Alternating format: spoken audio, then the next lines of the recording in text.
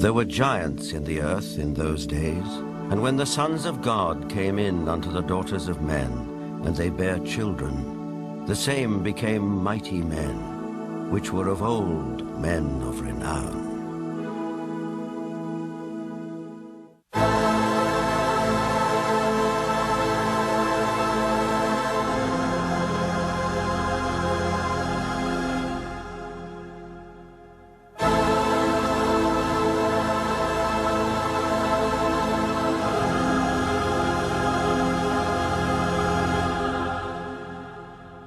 The Maya and Incas of South America believed a race of giants existed on Earth before the Great Flood. So did many other ancient civilizations. Some took them for gods, others left likenesses of them in stone or wrote about them in their histories. The Greeks and Romans told of blood falling from heaven and landing in the lap of the earth goddess Gaia, who gave birth to the Titans, a race of fearsome giants.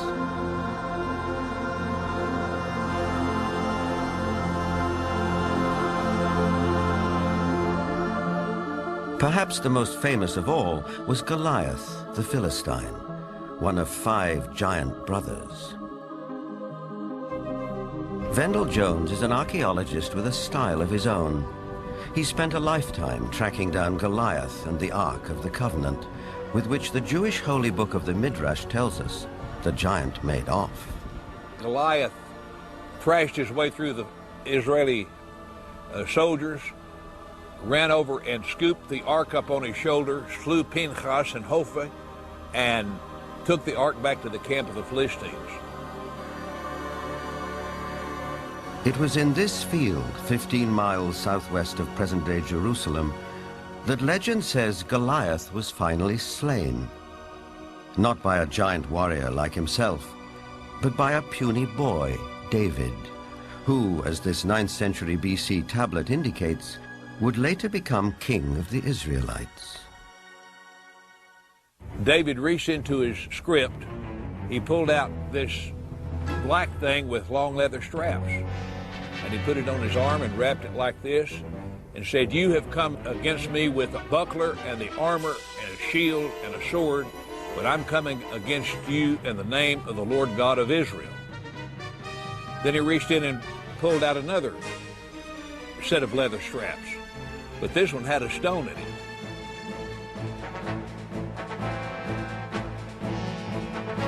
And like this, the shepherd boy cracked Goliath, stunned him. He didn't kill him. Goliath fell on his hands and knees. David ran over and took the sword of Goliath, this enormous sword that had killed Hophni and Pinchas. And with Goliath's sword, he decapitated him.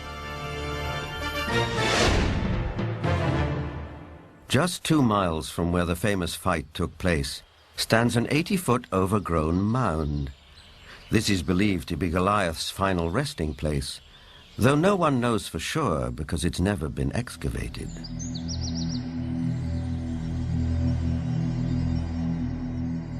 In the American Midwest, there are also many large mounds, which are said to be graves.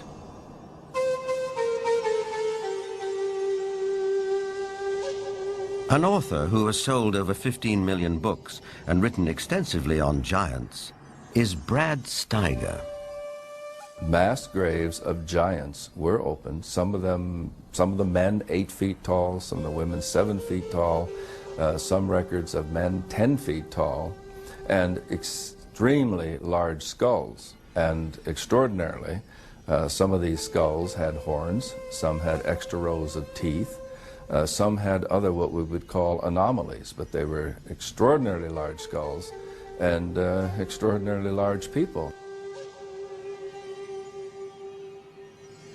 A maverick archaeologist who has long been fascinated by legends of American giants is David Hatcher Childress. A number of mounds in the Midwest in America were excavated starting in around 1850.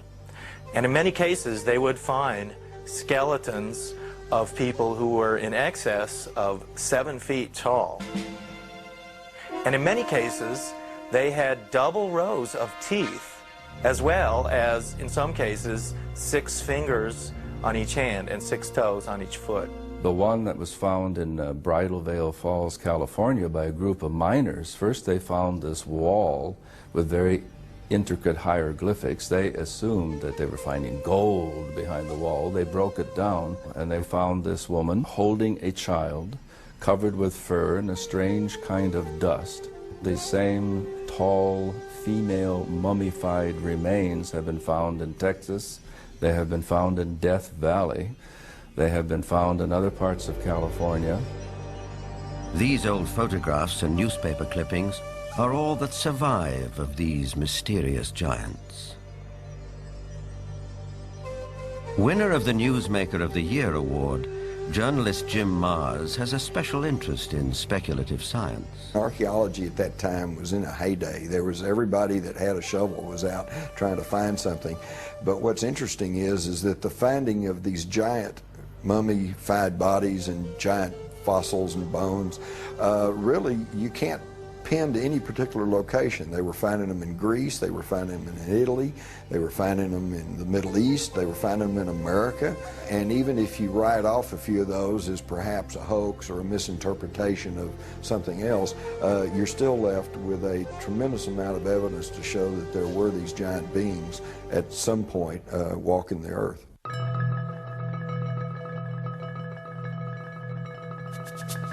In 1912, ranchers started coming to this isolated cave near Lovelock, Nevada, to dig out bat guano for fertilizer. Inside, a surprise was waiting for them. They began excavating the 10 to 15 feet of guano that was here in this cave. They started discovering some unusual artifacts.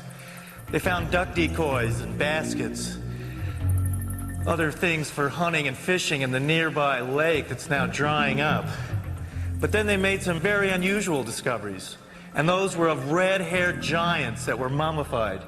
These giants were 6.5 to 7 feet tall. In many cases they were mummified, wrapped up like Egyptian mummies, and they had long red hair going down to their shoulders. The ranchers couldn't explain it. It was the strangest thing they'd ever seen. But the Paiute Indians who lived around here knew all about it. In fact, back in 1883, Sarah Winnemucca, a Paiute Indian princess, had written a book called Life Among the Paiutes.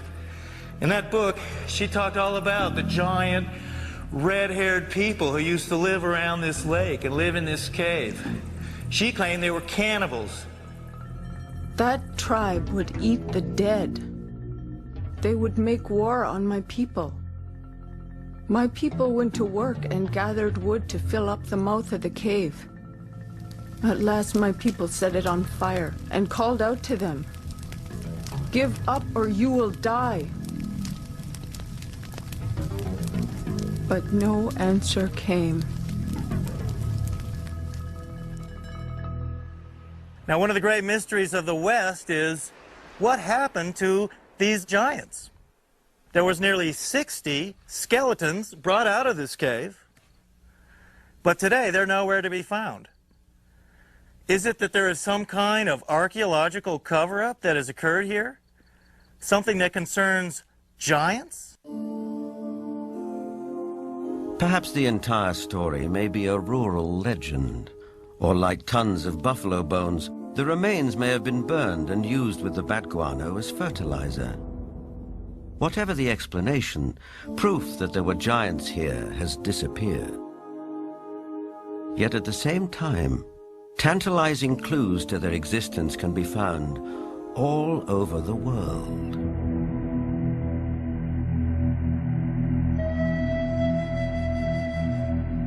In South America, there are giant figures carved into rock so huge that at ground level it's hard to tell what they depict. Though from the sky, that becomes dramatically clear.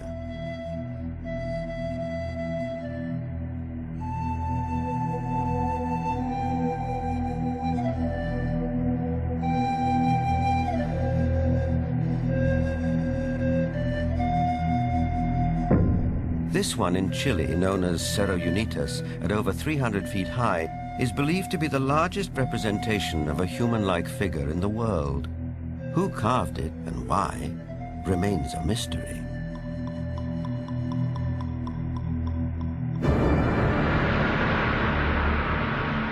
Half a world away, in the United Kingdom, other giant figures stare up into the sky.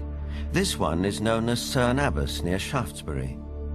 Cut into the chalky hillside, no one knows how long ago, it may represent the mythical hero Hercules.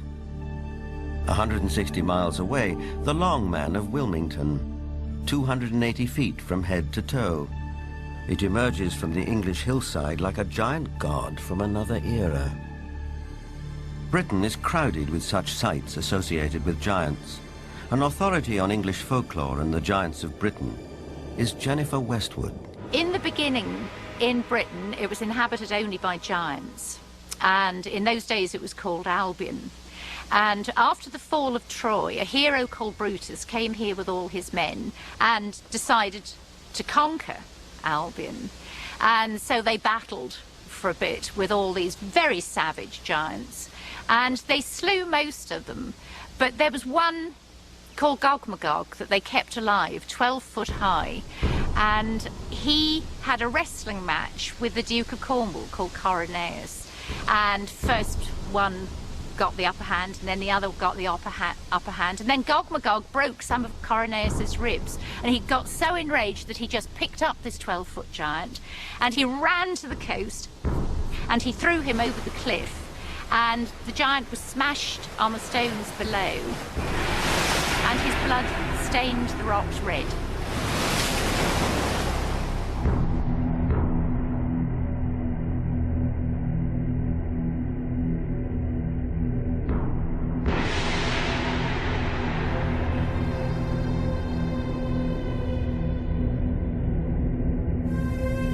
Giants also figure in the mythology of Stonehenge, arguably the most famous megalithic structure in the world. These massive standing stones, the largest 30 feet tall and weighing 50 tons, were erected here thousands of years ago. The early Britons called the stone circle the Giant's Dance and believed giants had built it. Who really built Stonehenge and how they did it are enduring mysteries. Perhaps in the end, we have to turn to legends for an answer. This was somebody in the past with a technology that we don't have, or a magical skill we don't have, creating these things.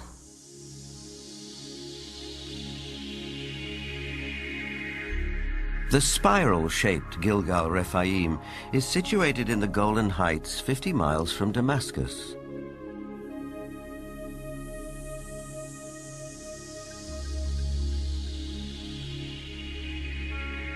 Constructed from an estimated 40,000 tons of loose rocks, it is remarkably reminiscent of Stonehenge.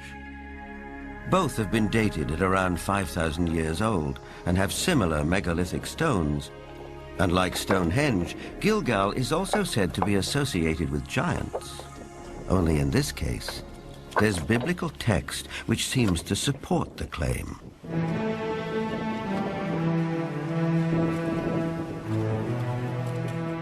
Israeli archaeologist Daniel Herman is investigating the newly opened grave. This is a tomb of someone, obviously a very powerful man. Look at the size of the stone slabs used. This must have taken an enormous amount of time and effort to construct.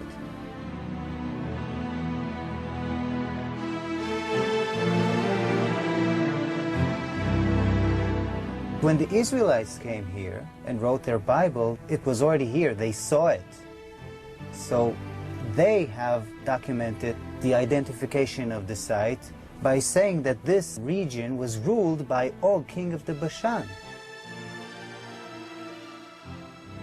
Og is described in the book of Deuteronomy as, and I quote, "For only Og, king of Bashan, remained of the remnant of the Rephaim." Rephaim is Hebrew word for giants.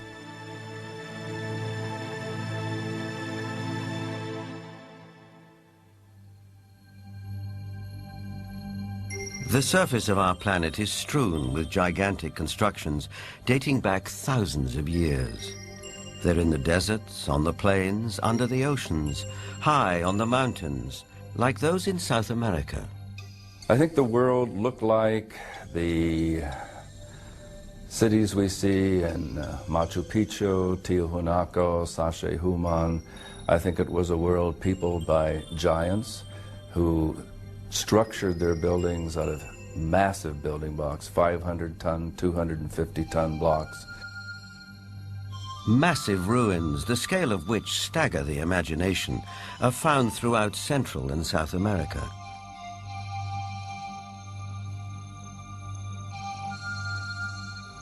Even a skeptic might be tempted to ask, who could have built these architectural wonders, if not a race of giants?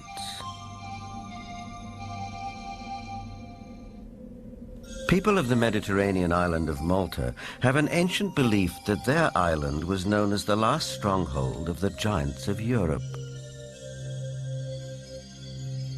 An explorer who has made a lifelong study of megalithic structures is the best-selling author of The Eyes of the Sphinx, Eric von Daniken. Malta has gigantic temples. They date really back to the past. Nobody knows exactly, but 5,000 years at least BC.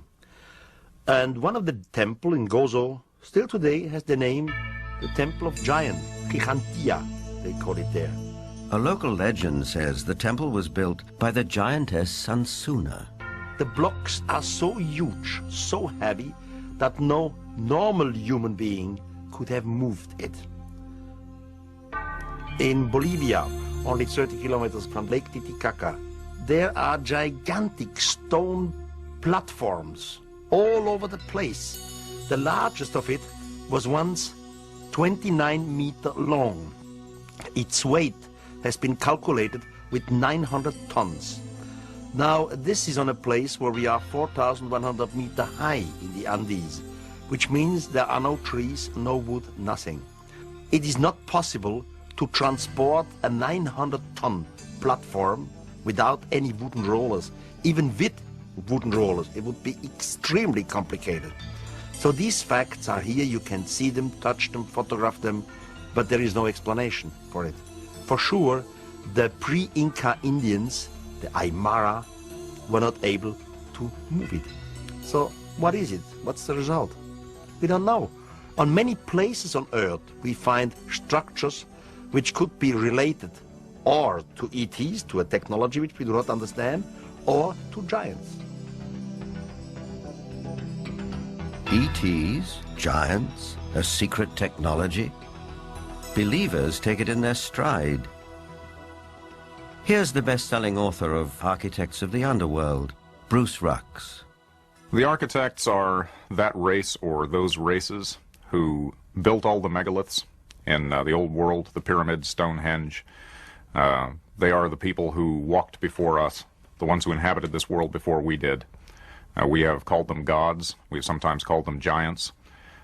They left their handiwork behind, and we have not been able to duplicate it. We've only reached the point now where we can really appreciate it. In Lebanon, 44 miles from Beirut, are the imposing ruins of Baalbek.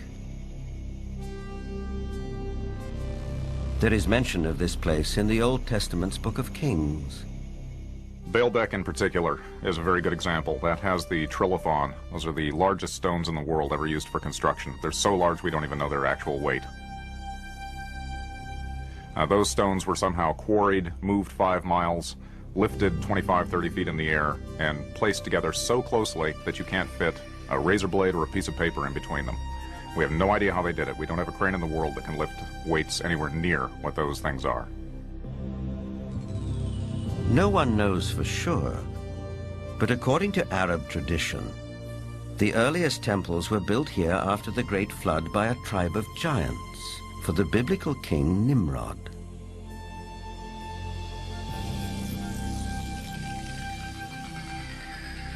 But what exactly do we mean by the word giant? Bloodthirsty monsters like the one-eyed Cyclops of Homer's Odyssey? Or the fee-fi-fo-fum ogres of children's fairy tales? Or could it also include peaceable giants, living as you and I do, walking the streets of our cities in the full light of day?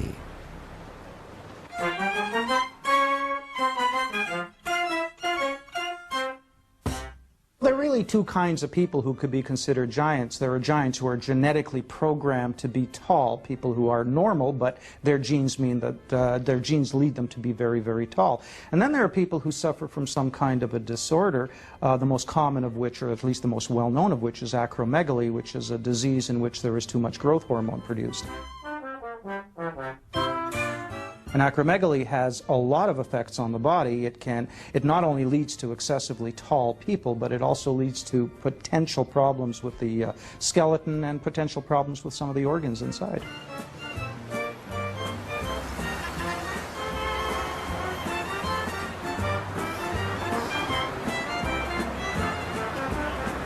Ryan is a healthy, well-proportioned, 7-foot-tall, normal young man. I just wish I were as tall as he was. But what makes a person unusually tall? Is it a family trait, nutrition, or something else? Are tall people just ordinary people of exceptional height? Certainly some tall people are giants in their profession, and if that happens to be basketball, they may be millionaires too.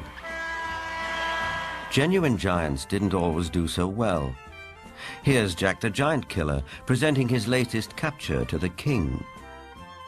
Towards the end of the 19th century, this 9-footer was given to the Russian Tsar as a gift. For some of the vertically unchallenged, it was possible to make a modest living by displaying themselves in public. From there, it wasn't very far to the carnival freak show, which wasn't complete without one or more giants. Even after death, they could still draw a crowd. Anna Swan and her husband Martin, both 7.5 feet tall, went on tour as the world's tallest married couple. It probably took 2 storks to deliver their 24-pound newborn. Which brings us back to the question, where do they come from? Is it possible that in the dim and distant past, they can trace their ancestry to a race of giants? The Weizmann Institute's award-winning scientist, Dr. Marvin Antelman, believes he has the answer. If we all have genetic material from the first man, then it is not surprising to find here and there that you would have a giant existing among us today, because there would be a recessive gene that would produce such a person. The Watusi tribe, for instance, are very large. The median height for most of their males is close to about 7 feet. They're extremely tall. There are biblical references to even taller people who lived in ancient times. Rabbi Itzhak Mamostin of the Center of Jewish Studies in Vancouver, Canada. It seems quite clear because of the references in Genesis and later on the book of Numbers and also in Deuteronomy, which are all fairly consistent with each other, that there were gigantic beings that seem to stem from pre-flood era.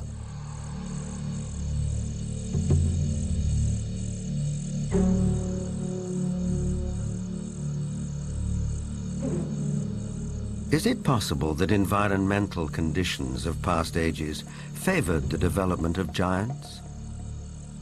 Certainly we know from fossil evidence that some species, like dinosaurs, grew many times larger than they do today. A supporter of this thought-provoking and controversial theory is Dr. Carl Bohr. Optimal genetic expression means the best that the organism has within the DNA is expressed because of favorable atmospheric conditions. Based on fossil evidence, trees like the California giant sequoia grew much larger than they do today. One theory explains this by proposing that environmental conditions in the distant past were more conducive to gigantic growth.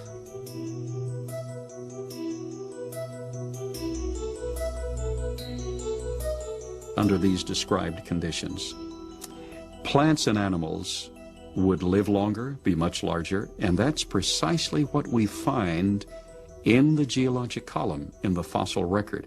Plants were much larger. All living systems were larger. We have animals that today have an 8 or 9 foot stature with a 16 to 20 foot stature. We have insects such as the dragonfly. Today, the dragonfly has perhaps a 4-inch wingspan. In the fossil record, his counterpart, Meganeuropsis, had up to a 5-foot wingspan. Everything was larger in the past. I'm of the opinion that under better atmospheric conditions, people were living not only longer, but they were taller, much taller. Giants and dinosaurs could not exist today as they did in the past because the atmospheric conditions simply will not permit it. We had a greater ozone layer at the time prior to the flood. At the time of the flood, it was diminished to about 1/7 of what it was at that time, and therefore, life on this earth as we know it no longer has the same life expectancy as it did at the time of the flood. A thinning of the ozone layer means less protection from the ionizing radiation from space, and less protection for plants and animals. Being interested in Earth's original conditions, after 35 years of research on those parameters, I've attempted to reconstruct that context. And in so doing, I've had our engineers build a biosphere that doubles the atmospheric pressure, that increases the electromagnetic energy, that increases the ratio of oxygen, but not to the level of toxicity, that eliminates ultraviolet radiation, etc. And the experiments that we've run have been very gratifying.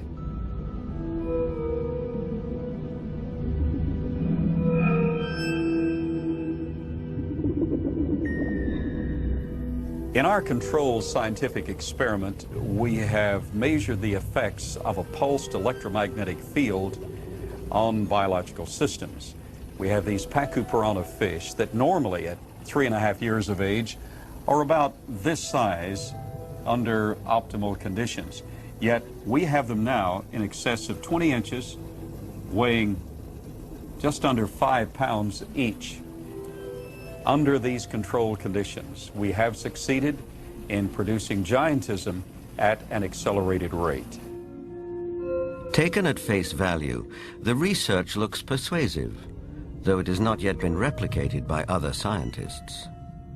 The conclusion in the tradition seems to be fairly clear that gigantic beings were existing at one time, and that as human history developed, or physiological, emotional, spiritual changes took place, those beings who survived seemed to be of a smaller gene pool. But the possibility that there were other strands of humanity, as it were, seems to be almost explicitly stated in the Bible itself. In the book of Numbers, we are told that after wandering in the desert with his people, Moses sent out scouts to find a place where they could settle. The scouts went north to Hebron. On their return, they reported, "All the people we saw there are men of gigantic size. We felt no bigger than grasshoppers, and that is how we looked to them."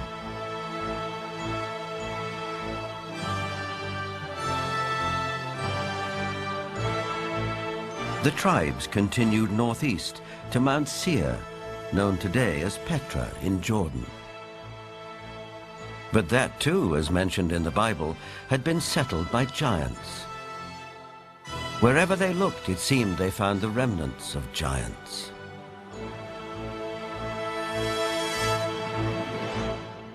If we look at Scripture, there were giants in the earth in those days. And if we take that literally rather than symbolically, that there were simply men of great powers and extraordinary abilities, then we could say that the first men, the first humans, were giants, or we could theorize that these giants came from somewhere else and used Earth as a colony. In itself, This notion is a startling idea. But a people more ancient than the Israelites believed the very same thing.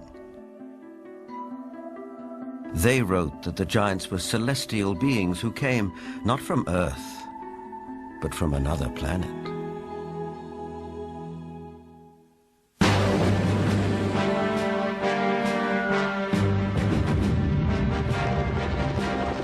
This is the battleground of the Gulf War. We know it as Iraq.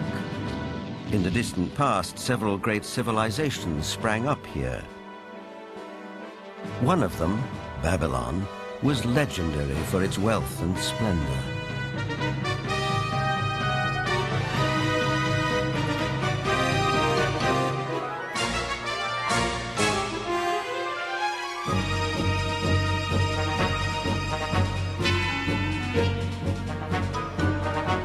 But long before Babylon, as long as 6,000 years ago, another remarkable civilization evolved. Its people were the Sumerians, who had an extraordinarily advanced culture. Their list of first just almost sounds like a whole list of our whole society. They had the first bicameral Congress, they had the first writing, they had the first school systems, and you just go on and on and on. So you have to ask, well, where did all this come from? And I think that you need to turn to the ancient Sumerians themselves and listen very carefully to what they have to say, because what they have to say, not just in one place, but over and over and over again, is that they were taught civilization by these beings that came from the heavens to the earth. They called them the Anunnaki.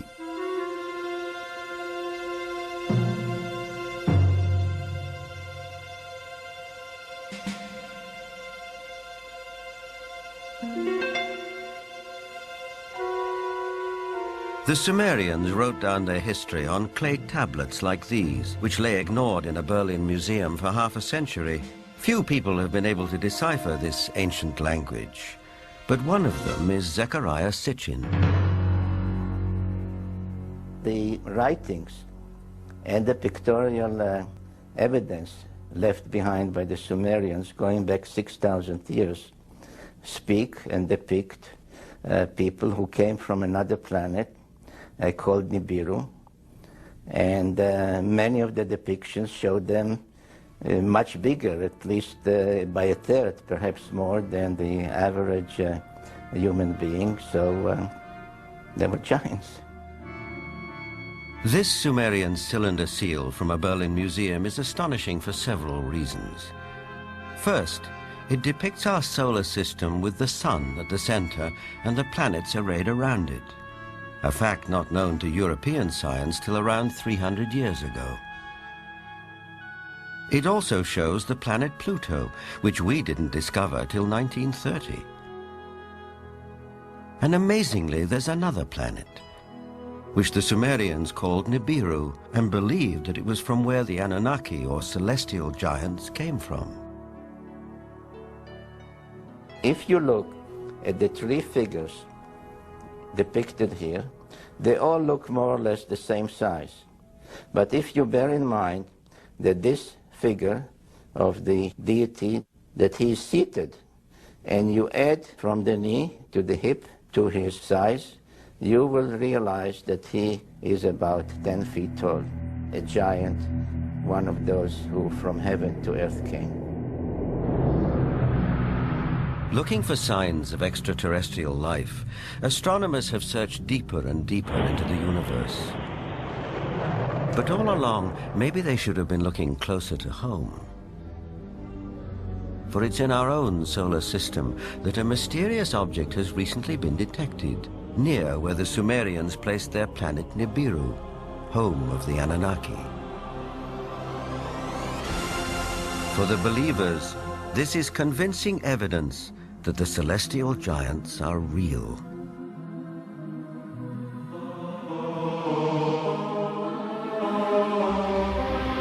The ancient Sumerian text, just in a very broad overview, basically tell us that more than 400,000 years ago, that these Anunnaki came from space and landed on the earth in the Tigris-Euphrates Valley. They began to set up a colony that they called Eden. According to Genesis, Eden, or Eden, is where Adam was created from dust and Eve from one of his ribs. Others, however, have a more high-tech version of how human life began. In time, needing manpower, needing workers, jumped the gun on evolution using genetic engineering. They took the sperm of one of the Anunnaki, mixed that with the ovum of a primitive humanoid, probably one of these primitives that we are now finding archaeological remains of in Africa, the famous Lucy. And they produced a hybrid which eventually became Cro-Magnon or modern man. Legend has it that when the Anunnaki came back after several thousand years to see how their genetic handiwork had turned out, they found the Earth females irresistibly attractive. It starts in the Bible. There you can read, in the beginning at Moses, when the sons of the gods saw that the daughter of man were beauty, they took them to wife. Later, out of the body's womb, giants came. So destructive were these titans that the Anunnaki who fathered them decided to destroy them. The apocryphal book of Baruch even tells us how many giants were wiped out. The book of Baruch says, "Then the Lord created the great flood, destroyed all life, which then was on earth, including the 490,000 giants."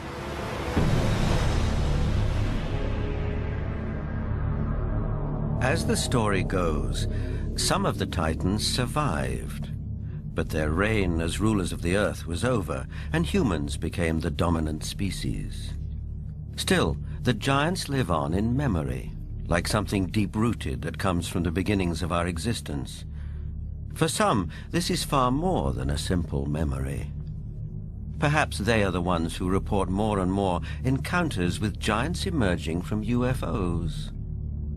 These believers will assure you that the Anunnaki or celestial giants are coming back.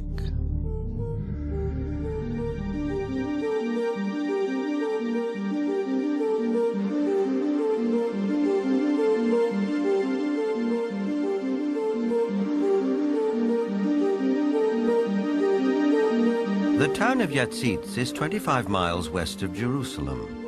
On January the 3rd, 1996, Chief of Security Herzl Constantini was at home when he heard a strange noise outside. When I opened the door, I was paralyzed with fear. I saw a gigantic being around 5 feet wide and 11 feet high. I estimate its weight at about 2 tons. I called the police, and 2 officers came over to the house. They laughed at us and accused me of drinking. But when the trackers came and saw the prints, they stopped laughing.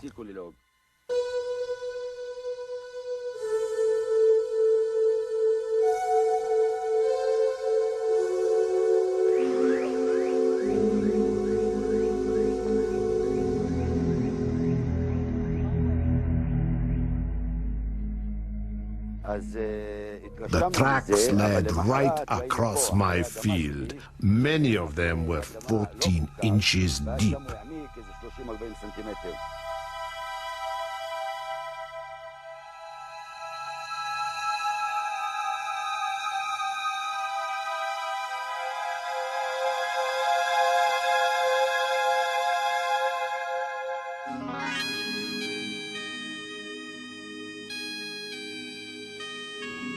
Over the past 10 years, reported sightings of UFOs with giant occupants have been on the increase.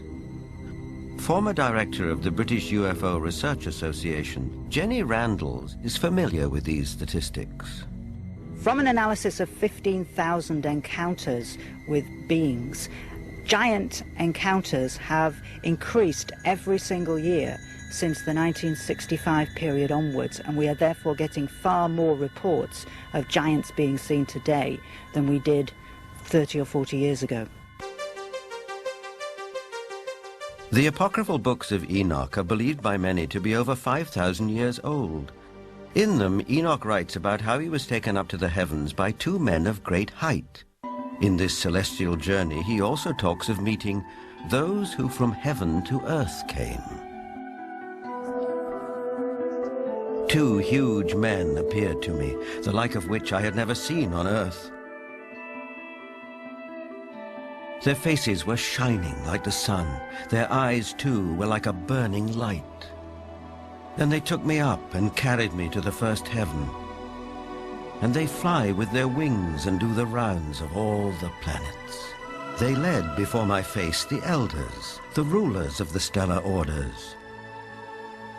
These groups carry out and carefully study the movements of the stars. Enoch is taken up to the sky at least 3 times. In our today's view, we would say he was taken up to a mother spaceship. There he has a discussion with what is called the highest, whatever the highest is. We would say maybe the commander of the spaceship. In other words, Enoch is what we would call a victim of alien abduction. This might seem like a far-fetched interpretation of a text written a very long time ago. On the other hand, present-day accounts by people who claim to be abductees are not so very different. The elders were 6 to 9 feet tall. They had white hair, pale skin, almost albino, light blue eyes, wore white robes, and had no shoes on at all. And they could speak audibly, and they could also speak through mental telepathy. I've checked the owner's manual that came with my brain, and nowhere, even in the small print, does it say that all dreaming will be between the hours of 11 p.m. and 8 a.m. That, generally speaking, it is. But what we know is the brain can generate extremely vivid images, extremely real and lifelike things that are hallucinations. But events in the Russian city of Voronezh can't be so easily explained.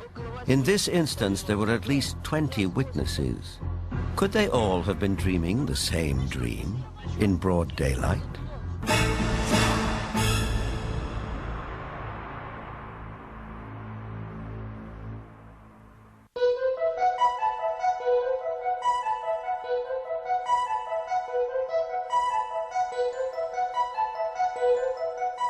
In September of 1989, something happened in the city of Voronezh, 200 miles south of Moscow, which caught the attention of the world press.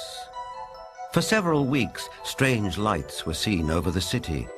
Then on September the 27th, it was reported that a spacecraft landed in one of the city's public parks, from which 3 alien giant figures emerged.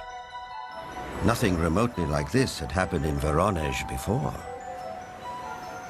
Before coming to America in 1990, Ukrainian journalist Paul Stonehill covered the Voronezh story for the international press. Top Voronezh researchers of anomalous phenomena who include scientists, geologists, and also some military people went to the site immediately thereafter. They were on the site on the 3rd of October studying and collecting specimens.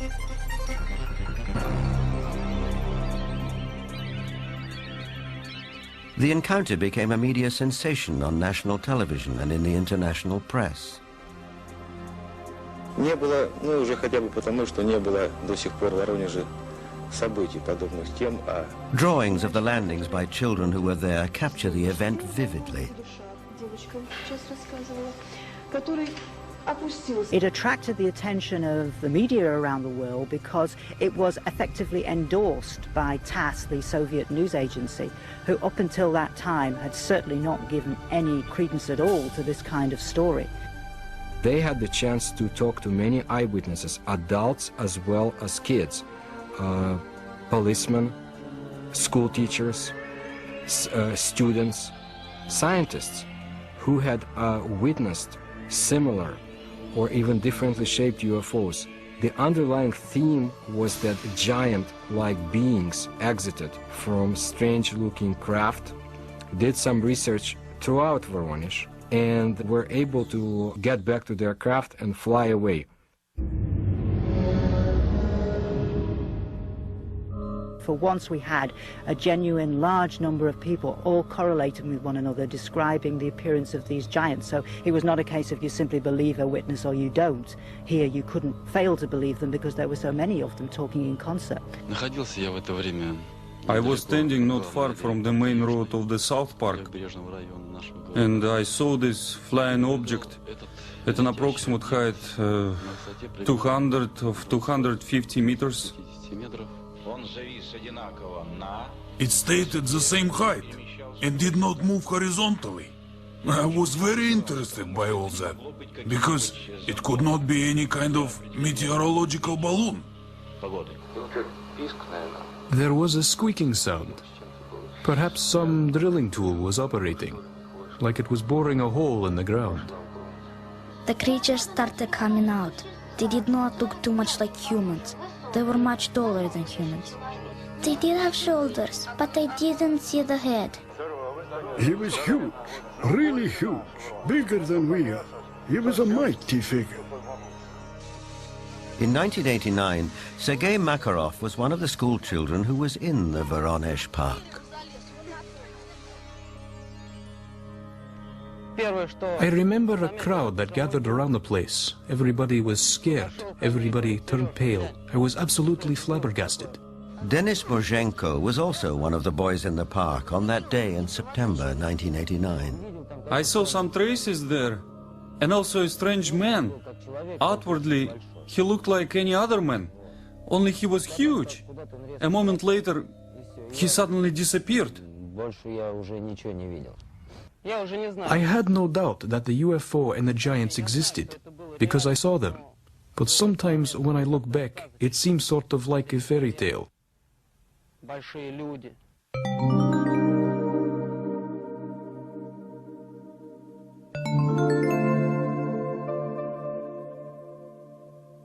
What we're seeing today is very much what we have seen all throughout history. It's nothing new.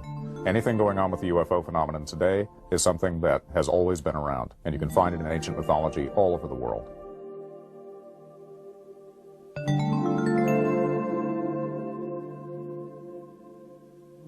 We have the legends, and of course, in some cases, we have cave paintings of giant-looking beings and even footsteps. I would think something was in the past, and this something was much bigger than our normal earthlings. Were they indeed our fathers? They were the patriarchs who came before us, that all the legends refer to, the giants, the Olympians who lived before us.